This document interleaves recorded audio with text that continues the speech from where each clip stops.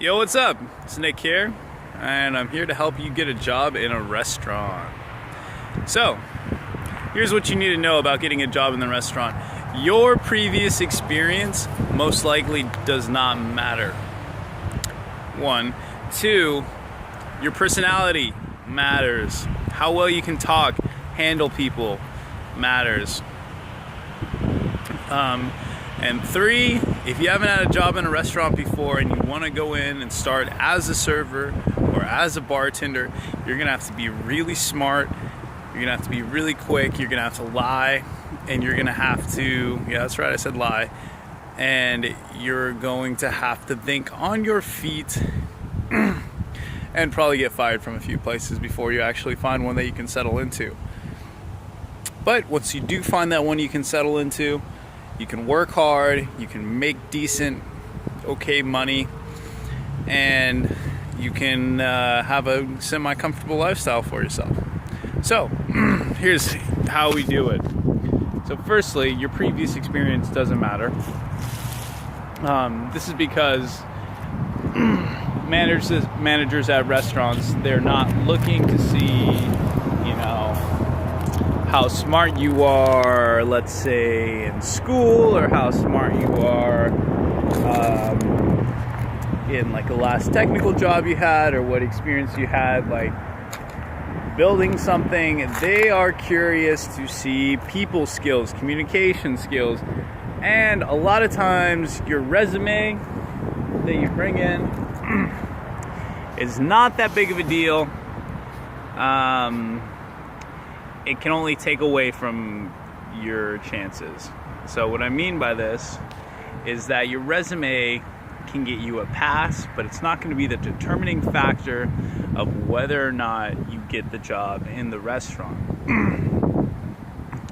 What will 99% of that chance happen, 99% of the time, is that a manager will interview you, henceforth test your people skills, because you have to be good at interviewing in order to get a good serving job.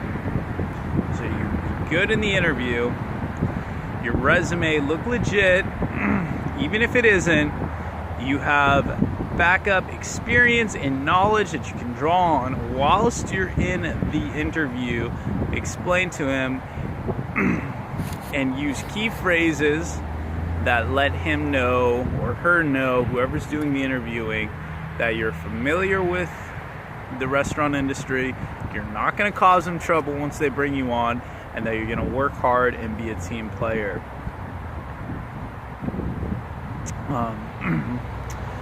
I'm not going to quite get into all of the phrases or all of the stuff that you should know. A lot of that comes with experience, and like I said, you'll get an idea for it if you just go into an interview and fail a whole bunch of times at multiple interviews. You'll get asked the same sorts of questions, and from there you can kind of gauge what you need to know. If you want to cut the time a little short, go talk to some buddies of yours who are servers or who are bartenders, get the inside knowledge, go hang out in their restaurants, talk with their managers, and get some background feedback. So what everyone's going to tell you, or what the standard path is to start as a busser.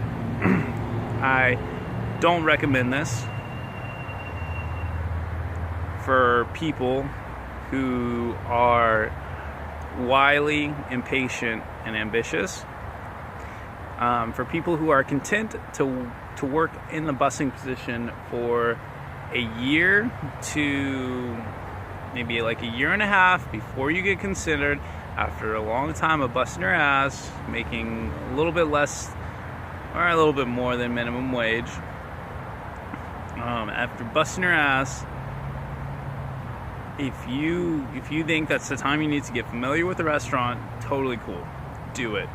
But if you're really quick on your feet, or you're willing to go through a lot of hardship,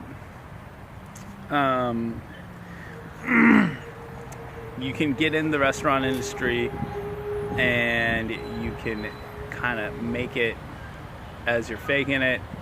You can learn really quickly most important thing, once you get in, past the gates, the gates are hard, is keeping a good vibe. If you have a good vibe, if you're a good person socially, you'll do just fine. You'll make your money, you'll go home, you'll have some cool friends you can hang out with if you want to, and a cool night job or day job if that's what you get. So those were the points of getting a job in the restaurant industry. I think it's a really cool thing for people to work in the restaurant industry. It's a great interim job. You make decent money, especially for no experience, and it helps you with your people skills. It helps you under pressure, because there's a lot of pressure that you're going to face whilst you're in there. There's some great websites. You can Google how to make a restaurant resume and find websites that are specially for restaurant resumes, not like I don't know what they call it, Indeed.com or JobHub.com, whatever that bullshit is, where they have resumes for all kinds of jobs. You're going to want a website specifically for restaurants, and that'll help you with the specific ways you need to phrase stuff on your resume, because they will look at it, but it won't make the determining decision. That will be made in person, and then you're probably going to go through a slew of interviews, probably like 2 or 3. They're going to confer amongst themselves. The whole process might take 2 to 3 weeks, but if you're still on the line, it's a good sign.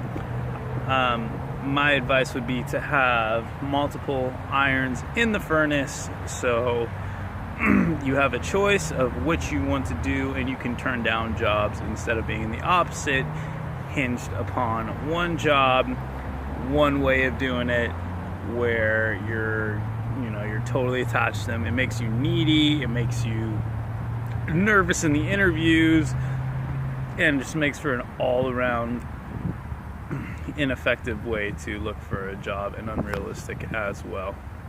So to wrap up, we'll summarize. Resume is not going to make or break the job, or it's not going to make the job. It can only break the job opportunity. 2, your prior experience does not matter.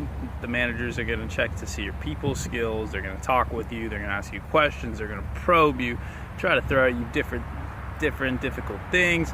A lot's very similar to what they believe that the servers at their restaurant experience.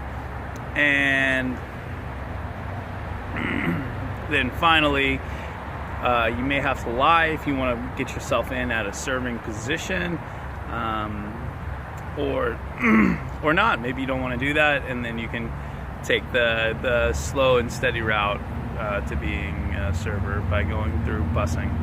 So that was my video for the day. Hope you enjoyed it. Thank you for watching, and have a wonderful day.